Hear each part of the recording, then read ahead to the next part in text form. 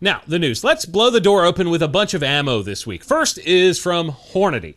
They've just announced their new stuff for 2026, and the list is thick. With 3 C's, I guess.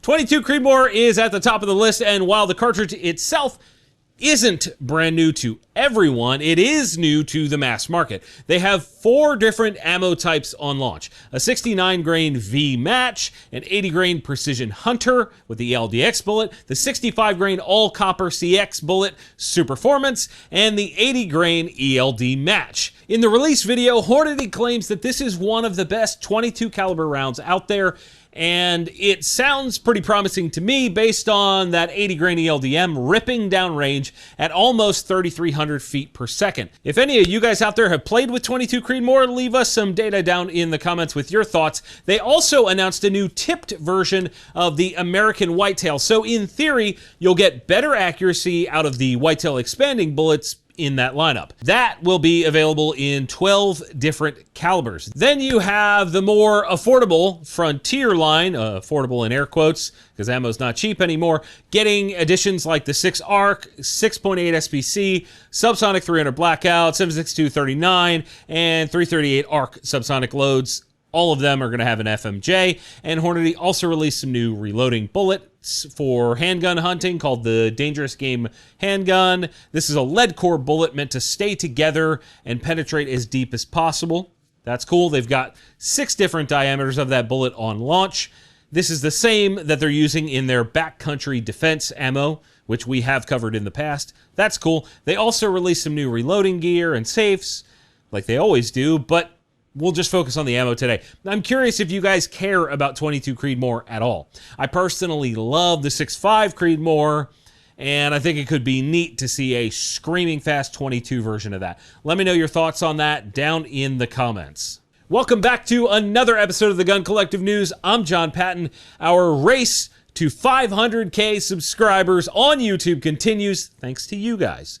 When we hit that number, I'm going to do just like an absolutely amazing giveaway. It's going to be ridiculous. And if you get subscribed right now, we can get that done a little bit sooner. And if you're already subscribed, like a lot of you guys are, just hit the like button on this video to show your support. That'd be great. I appreciate you for real. Like, no shit, I really do appreciate you. Also, in new ammo news, Nosler has 3 new versions of their Assured Stopping Power, or ASP, defensive ammo.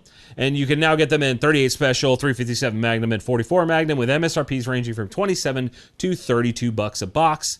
I haven't had a ton of luck with Nosler's ammo being the most accurate over the years, but I would love to see this stuff and try it out and see if it performs well out of a wheel gun. That would be cool. And Lehigh Defense, part of the Wilson Combat family of brands, also has a new type of ammo. It's the 3rd version of the Controlled Chaos bullet. They're calling it CC3.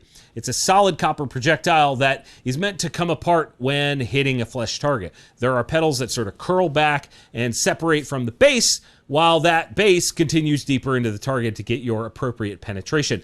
I've seen the 1st and 2nd generation of this bullet perform extremely well, so I'm hopeful that this one does well also as well. It's a 300 Blackout, and it comes in at $52 MSRP for 20 rounds. We have some accessories to cover, so I think you guys would know what time it is. It's rapid fire time. Warren, a company that makes a lot of accessories, has come out with a new bipod called the Vapor, and it comes in 2 flavors, M-LOK or Picatinny mount. The thing that makes this stand out is that it is all aluminum with steel hardware. So I guess that's where the wear parts could be, and that cuts down on weight and makes it more affordable. MSRP is $100, and that puts it on the more affordable end of bipods in general. Unknown if it will hold up. Primary Arms Optics released a new precision rifle scope called the SLX 4.5 to 27 by 56. That's a long name. This is the first focal plane optic that is really affordably priced. It can be had with 2 different ACSS reticles, the Athena or the Deca. MSRP is $550. That's not bad if the glass is clear and it's good. But cool, that's not a bad price. Sons of Liberty has a new barrel series called the Liberty Fighting Barrel. There are 4 different lengths and the MSRP is $200. They're all medium contour and have 5R rifling, so hopefully they're decent. I like their rifles. The rifles are pretty good, so I can only assume that these are solid as well. Hopefully, for their sake. And EOTech, known primarily for their optics, has come out with a line of suppressors called the DCBL or Decibel. There are 3 models on launch. All can be had in either black or tan. These appear to be 3D printed and made from grade 5 titanium, so they should be lightweight as well. That's pretty cool. There's a 556, a 762, and a 9 PCC, specifically PCC version. MSRP on the rifle cans is $1,100, while the PCC is a grand MSRP. The jury is still out on whether or not these will be good, but with the impending $0 tax on suppressors, the market is going to have to do a whole crap ton, an actual crap ton of education and marketing and all that to get people clear on what matters and what is good, because I've seen 3D printed cans that are $1,500, $1,100, $800. What is the difference? We have a whole crap ton of new guns to cover this week as well, but before that, I got to make sure that you guys are covered for defensive issues. I've seen a lot of companies out there talking a big game and then, doing things like dropping their clients when the service is needed the most. And I just can't stand behind brands that do crap like that and don't actually support the Second Amendment. And that's why I want you to hear from this week's sponsor, Second Call Defense. If you ever get into a defensive shooting, first you call 911 and your second call should be to Second Call Defense. They offer unlimited legal defense protection for both criminal and civil defense cases, and immediate cash bond for up to $1 million, so you don't have to spend the weekend in jail. It's also not just limited to guns. They'll protect you in a self-defense case with any weapon. Kitchen knife, a baseball bat, a rock, a vehicle, your hands, anything. There's also a 24/7 emergency legal hotline, on-site assistance, and they'll even help you get your gun back. In fact, I feel so confident in what they've got going on that I decided to become an Ultimate Plus member. Yes, that is real. I am an Ultimate Plus member, and I got the maximum protection that they offer. I highly recommend that you go to secondcalldefense.com, and when you sign up, if you use the code TGC, you will get your first month free. Be sure to go over to secondcalldefense.com and use that promo code, and of course, big thank you to Second Call Defense for supporting TGC. We really do appreciate them. Now, as I've said on this show many, many times, it is up to you to get involved in the Second Amendment fight. And one of the biggest components of that is talking to people of all ages to educate them about their rights. And recently, I actually had the chance to go talk with the kids at a local private school called Deep Creek Learning Center, or DCLC, which is an Acton Academy and way better than any public school. They were having a debate on the Second Amendment, on the 2A, and asked me to come in to provide insight and answer any questions they might have from an experienced perspective. This is the kind of thing that we all need to be doing. I'm not sure if I changed all of the kids' minds on guns, but I certainly did open it a bit. And that's what matters the most. All this to say, get out there and get involved. And again, thanks to DCLC for letting me come in and share some opinions with those kids. Normally, we would do friendly fire right here after the sponsor call out, but we have to get to these guns before you guys just flip out on me, right? Like, you need to know what's going on, right? right. All right. First up, Springfield has new versions of the 2020 Heat Seeker. This is a bolt action with a Sharps Bros Heat Seeker chassis underneath. It's got B5 furniture and a carbon fiber barrel, and it's tan, and it looks great. And originally, these were fairly short in barrel length at 16 inches, but now you can acquire them with a 20-inch 308 setup, a 20-inch 6.5 Creedmoor, which is the wrong choice, and a 22-inch 6.5 Creedmoor, which is the correct one. MSRP is $23.55 on those, and I don't have any experience with them, but if they don't shoot sub-MOA for that price, no thank you. Ruger has brought back an absolute classic. They have resurrected the Glenfield brand. I actually have an old Glenfield. Hang on. This is actually a Glenfield Model 30 in 3030 Winchester. This is my dad's old gun. It's got the 388 scope by Bushnell Banner scope. I just read that off of there. This is a really old gun. He went hunting with this, and this holds a special place in my heart, and therefore Glenfield does too. Well, they've started the brand over with the Model A, which is essentially a Gen 1 Ruger American with improvements. You can have one in 7 different calibers, including straight walls like 450 Bushmaster and 350 Legend, which is neat. And the MSRP is $4.99 across the board. They all come with 20-inch threaded barrels, which I love, and box mags. That's cool. Great. Beretta is in the news this week with two new ones. First is the 92SB 50th Anniversary Edition. This is a clone of the 92SB from back in the 80s. It's got a slightly improved trigger, all metal components, and G10 grips, and some other stuff. And the collector box, which is cool. They are also making 1,500 of these only, so that's going to be a limited run. MSRP is $14.50, which is not that bad. This is what I'm talking about with special editions. It's a slightly nicer gun. It looks fancy. It's polished. You get the case. Not crazy money. Well done on that. Beretta also released a new shotgun this week. It's called the A300 Ultima Patrol Raider, and it comes in World War II era frog skin camo. Yes, I can't pronounce that. And has a bayonet mount on the front and looks great.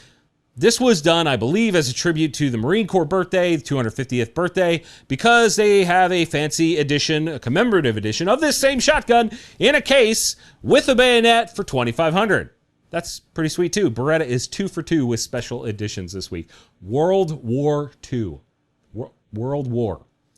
And while we're handing out awards that mean absolutely nothing, ACCAR USA is in the lead for Best Gun Name this year with the new Meat Stick shotgun. Yes, it's really called that. This is meant to be a waterfowl hunting setup and can be had in 12, 20, or 28 gauge. They all have 28-inch barrels and come in mossy oak camo.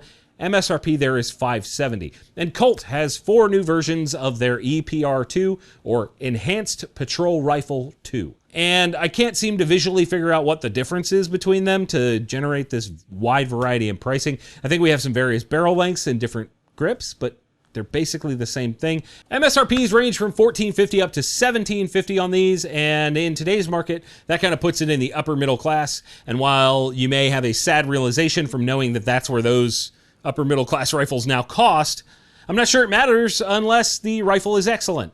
And before we cover some industry news, let's keep it rolling with this week's friendly fire questions. If you want to ask me a question, slam it down in the comments with the words friendly fire so that I can go back and find it. That's how I find all of this stuff. First off, you guys have been heard loud and clear.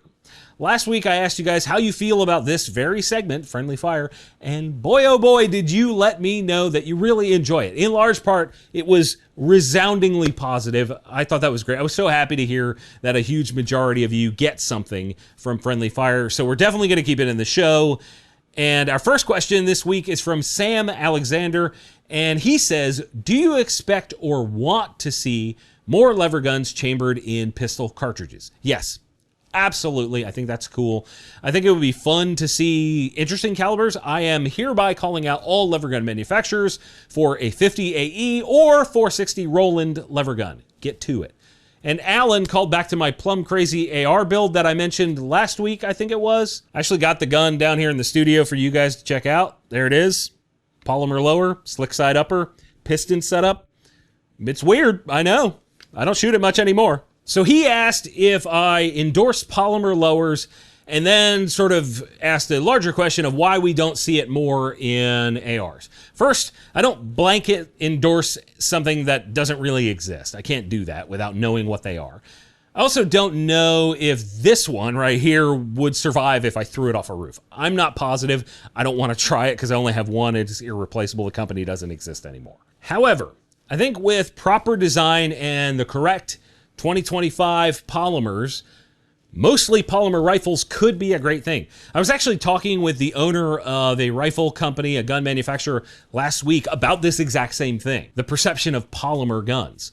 Polymer and manufacturing have come a long way, especially even since this was made, and we could see some amazing stuff if there was a lot of effort placed in that direction. Could be cool. My friendly fire question to you guys this week: what is your carry gun right now? And why did you pick it? Sound off in the comments and let everybody know what you're thinking, what your carry gun is. That could be cool. In gun industry news, the ATF has introduced some proposed changes to the Form 1 for producing your own NFA item. If you were making your own can or SBR, that's the form you would use. The biggest proposed changes here are the tax stamp going to 0 for everything except MGs and destructive devices, the removal of the chief law enforcement signature, and a change of acceptable photos.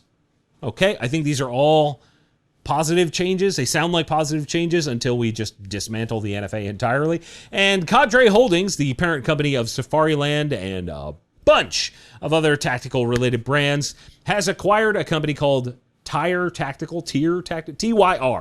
Is that Tyr or Tyr? What is it? And they also make a bunch of tactical gear, plate carriers, etc. So Cadre continues to be one of the big dogs in that space. I don't think it'll actually matter long term to most of us. So, you know what? That just wraps it up for this week. I appreciate you all. Goodbye. Get the hell out of my basement.